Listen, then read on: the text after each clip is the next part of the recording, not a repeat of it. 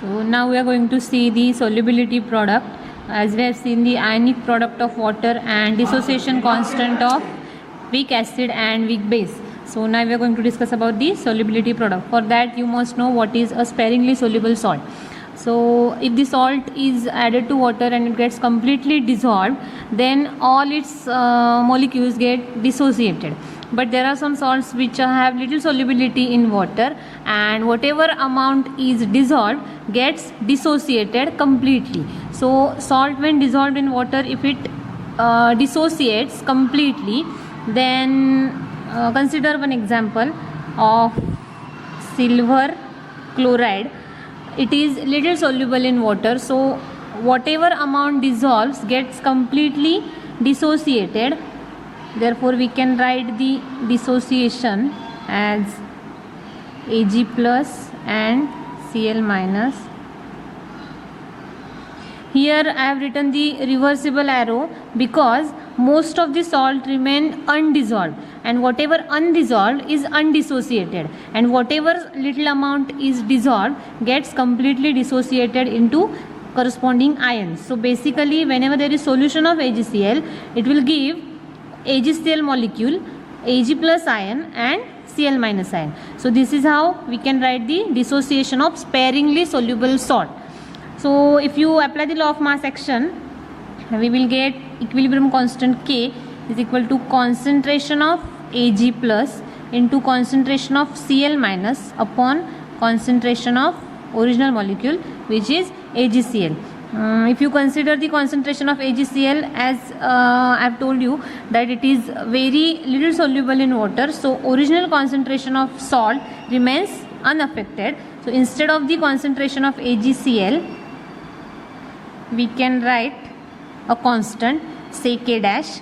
So concentration of AgCl remains constant, so instead of this you can write K dash. Then the equation changes as K into K dash is equal to concentration of Ag plus into concentration of Cl minus.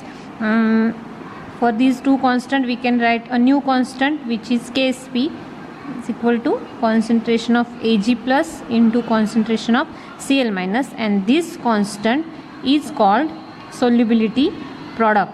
So this Ksp is used for solubility product. So now I have taken a specific example of silver chloride. If we have to generalize this equation, we can consider a general salt which we consider Ba.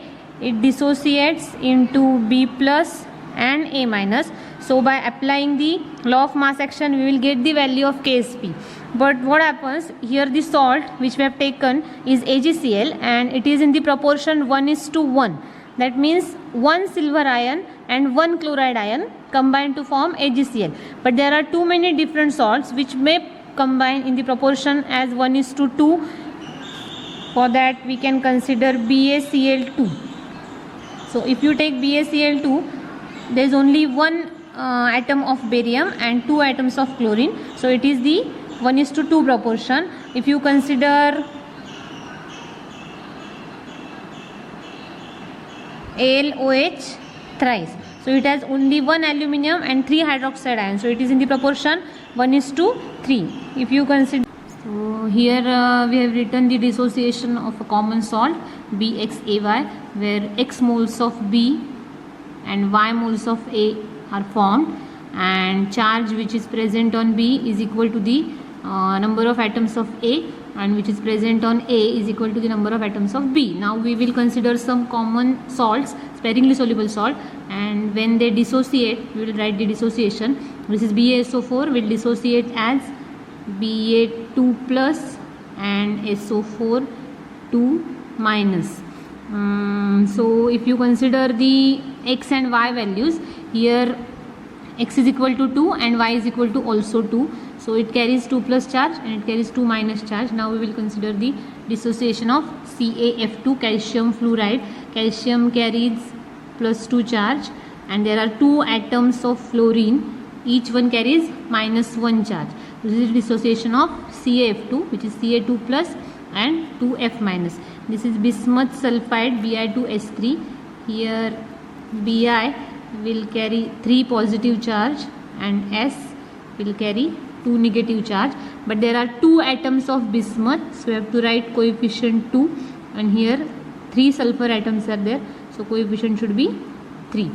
Here the dissociation of calcium phosphate, so calcium carries +2 charge and PO4 will carry 3 minus charge. Here are 3 calcium atoms, so its coefficient is 3, and 2 phosphate ions, so coefficient will be 2. So now we will write the values of x and y as we have written for Bx and Ay.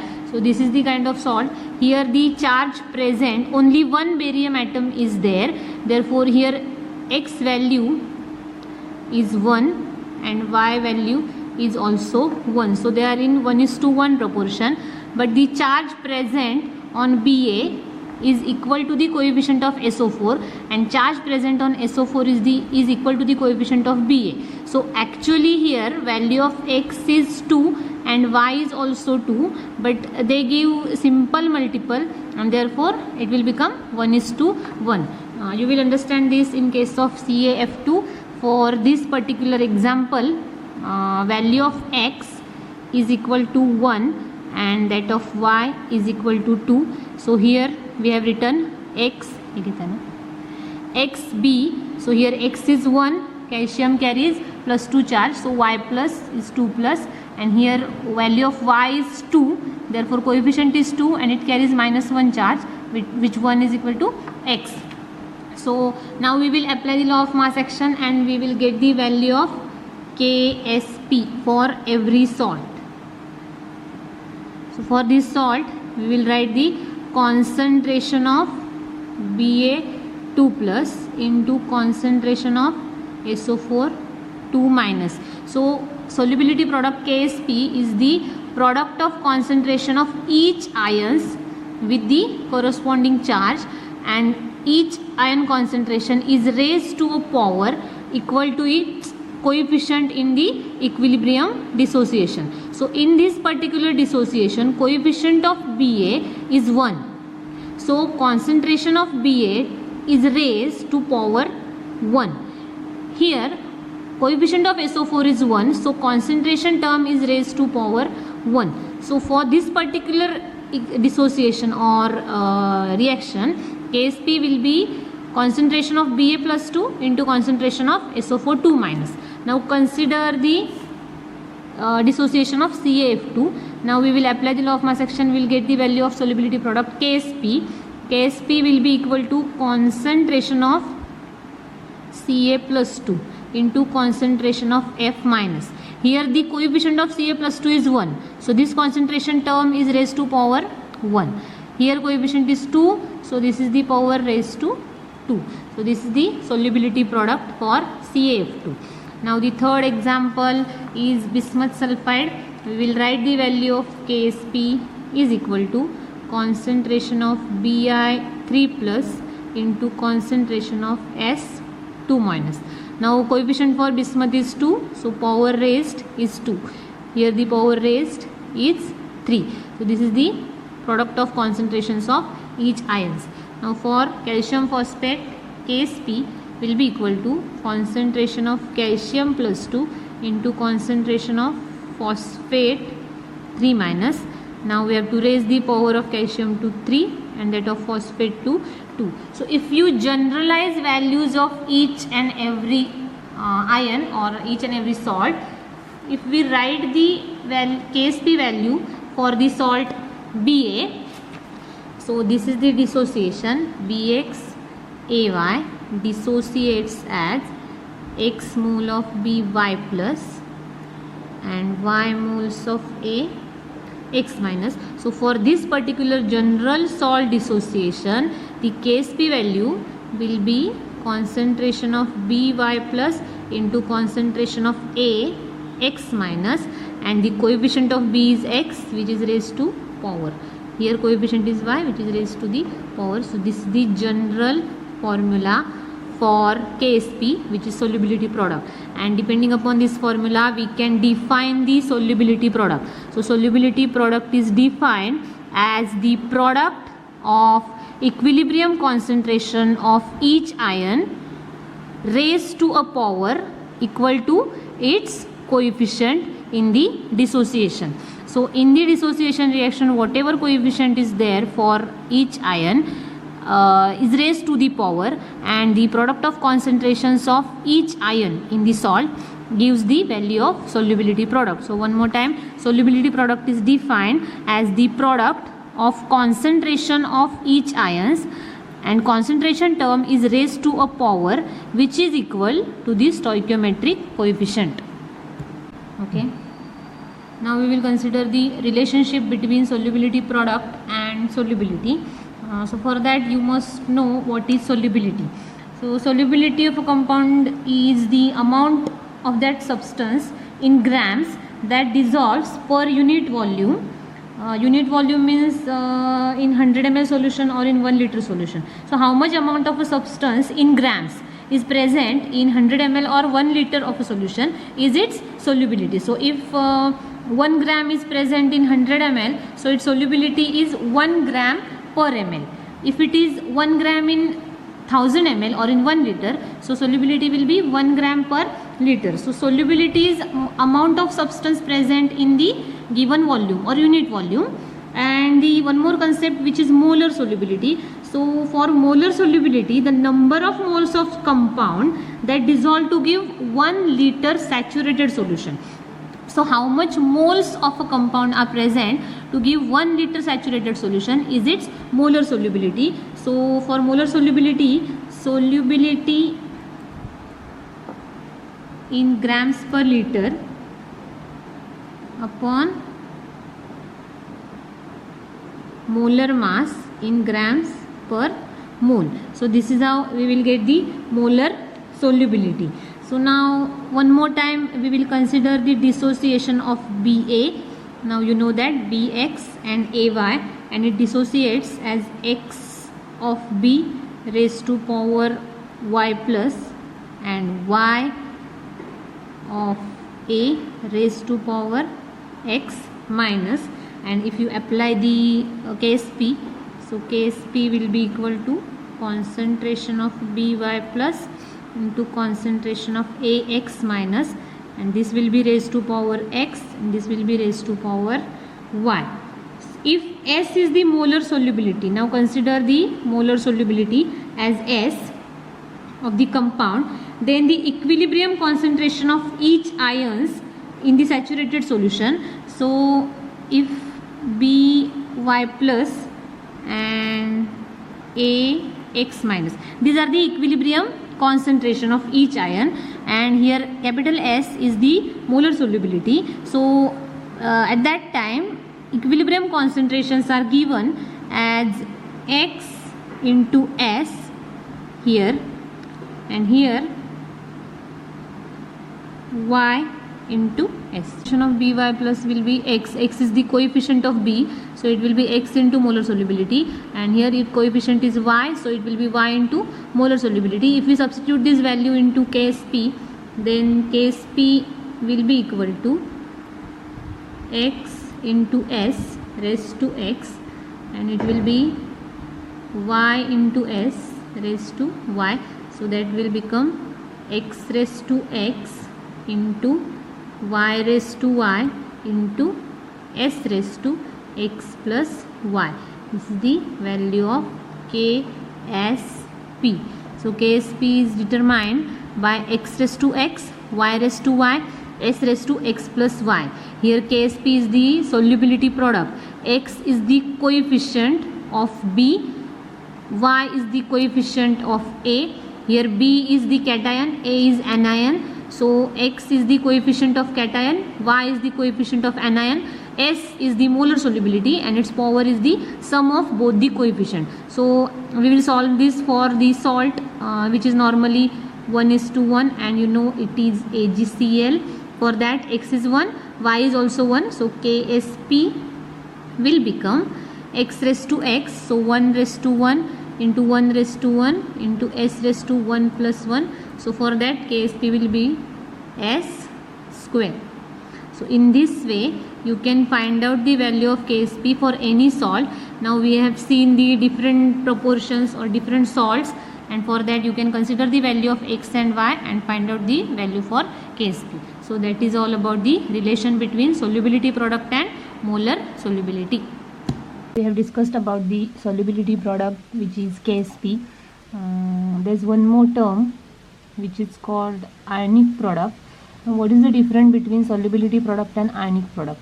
We have seen the expression for solubility product. It is the product of concentrations of ions at equilibrium of salt, and ionic product is the product of concentration at any condition. So if the concentration product is taken at equilibrium, then the product is called solubility product, and if it is taken under any condition before or after equilibrium, then it is called ionic product.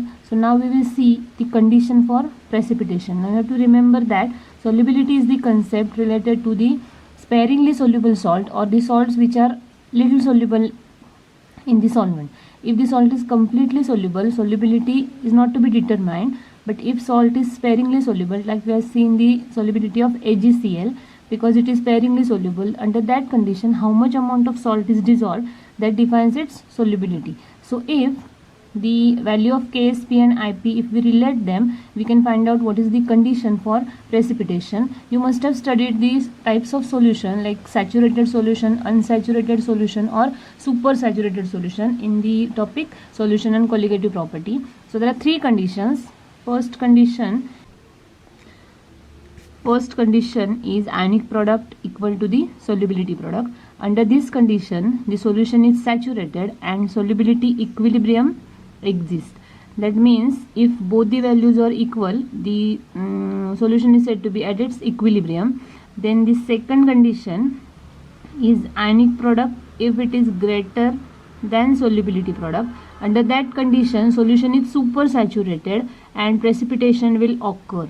So this is the condition for precipitation, where ionic product should be greater than solubility product. Then only precipitation is possible, because the solution is supersaturated. And under third condition, if ionic product is less than solubility product, under this condition solution is unsaturated and precipitation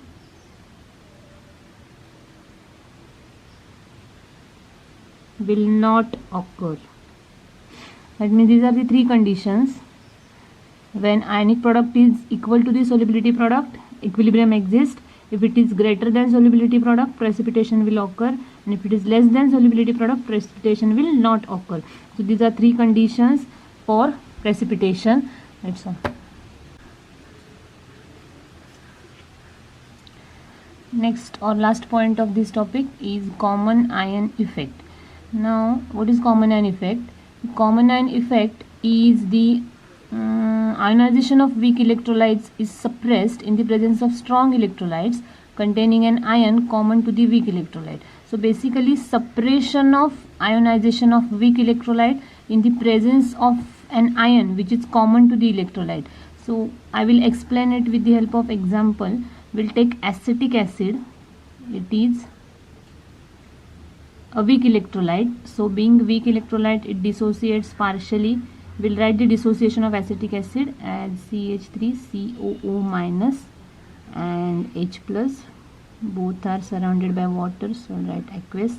This is the dissociation of weak electrolyte. Now what is common ion effect? If you add a salt or if you add an electrolyte which has one ion common with this electrolyte, then its dissociation will be suppressed. So if I add a salt which is CH3COO Na, it is sodium acetate. Now why I have added sodium acetate as a salt? Because it has one ion common. I will write the dissociation of sodium acetate.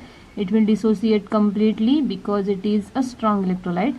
So it dissociates as CH3COO minus and Na plus. Now if you observe, there is acetate ion in the dissociation of acetic acid as well as in the dissociation of sodium acid. So this is the common ion between weak electrolyte and a strong electrolyte which is added. So because of presence of ions in both the dissociations, concentration of this ion, concentration of acetate ion in this particular solution increases. And what happens in this particular reversible reaction, if the concentration of this ion increases, then to decrease the increased concentration of acetate ion, this reaction favors reverse direction. This is the reaction taking place in both the direction. This is forward direction. In the forward direction, acetic acid is dissociated into acetate and hydrogen ion, and this is the reverse direction. In this direction, acetate ion and hydrogen ion combine to give acetic acid. So if the reaction taking place in both the direction equally, there is equal amount of acetic acid and these ions. But if the concentration of acetate ion increases, then the stress is applied in terms of increased concentration of acetate ion.